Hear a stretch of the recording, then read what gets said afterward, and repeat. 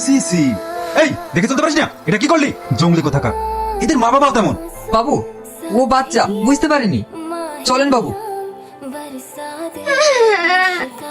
কি হলো সোনা, তুমি কাঁদছো কেন? আমাকে একটা বাজে লোক বকলো। এবার তাই না সোনা, এই যে তুমি কোনো দোষ করেছো। চুপ হো। বড় মা। যতীন কাকা, আব্বা, তোমরা ভালো আছো? হ্যাঁ মা, আমরা ভালো আছি। ভালো আছিস তো? হ্যাঁ কাকা। বসো আব্বা, আমি তোমাদের জন্য খাবারের ব্যবস্থা করি। বলতে এসেছিস? তাড়াতাড়ি বল, আমার এখানে দম বন্ধ হয়ে যাচ্ছে। তুমি কি বলছো আব্বা? মেয়ের বাড়িতে আসলে কি কোনোভাবে দম বন্ধ হয়ে যায়?